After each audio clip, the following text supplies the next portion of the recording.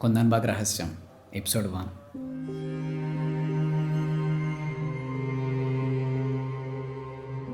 ఒక దొంగ చోరీ చేయడానికి ఒక బంగ్లాలోకి దూరాడు.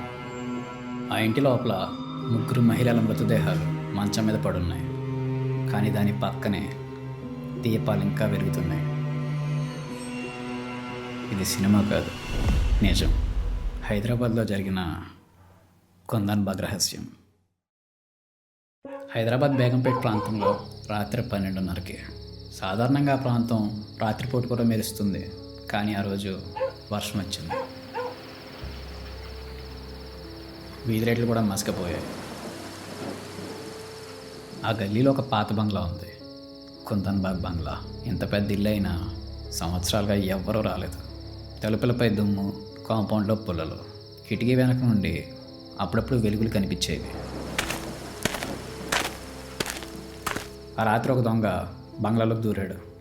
ఇది ఎప్పటి నుంచో మూసింది కదా, లోపల జ్యువెలరీ క్యాష్ ఉంటే ఉంటుందనుకుని లోపలికి దూరాడు.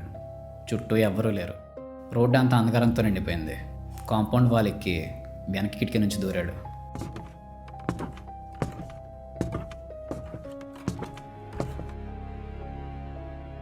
ఆ దొంగ లాక్ తీయడానికి ప్రయత్నించగా గల్ గల్ గల్ గల్ అనే శబ్దం వినిపించింది. తన గుండె ఒక్కసారిగా గట్టిగా కొట్టుకుంది. అయినా భయాన్ని విడిచి లోపలికి వెళ్ళాడు. ఇంటి లోపల చాలా చీకటిగా ఉంది. సో టార్చ్ లైట్ వేశాడు. గోడ మీద పగుళ్ళు, ఫర్నిచర్ చెదపట్టుంది. కానీ ఏదో దుర్వాసన, కుళ్ళిపోయిన శవాల వాసనలా ఉంది. రమేష్ వెంటనే ముక్కు మూసుకున్నాడు. చనిపోయింది ఎవరెక్కడ అని మెల్లిగా అనుకున్నాడు. అప్పుడు ఒక్కసారిగా వెనక్ గది నుంచి థడ్ థడ్ థడ్ థడ్ అనే శబ్దం వినిపించింది. టార్చ్ లైట్ దాని వైపుగా తిప్పాడు.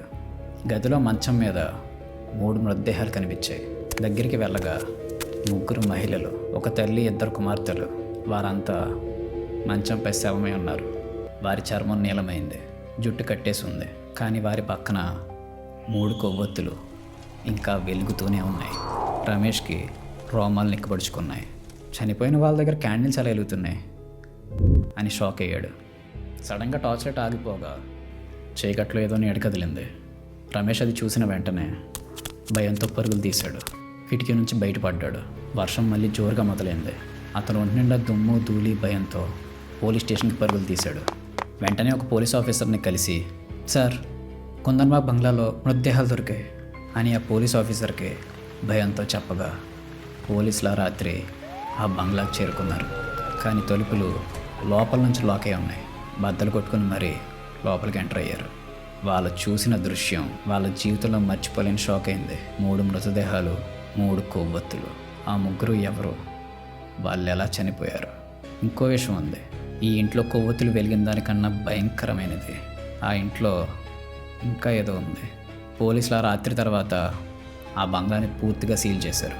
కానీ దర్యాప్తు మొదలయ్యాక పక్కింటి వాళ్ళు చెప్పిన మాటే ఈ కేసుని ఒక భయానక మిస్టరీగా మార్చింది. మేము వాళ్ళని 2 రోజుల క్రితమే చూసాం సార్. అది విన్న వెంటనే పోలీసులు కంగుతున్నారు. తర్వాత ఏం జరుగుతుందన్నది నెక్స్ట్ ఎపిసోడ్లో చూడండి. Until then, subscribe to our channel to know more.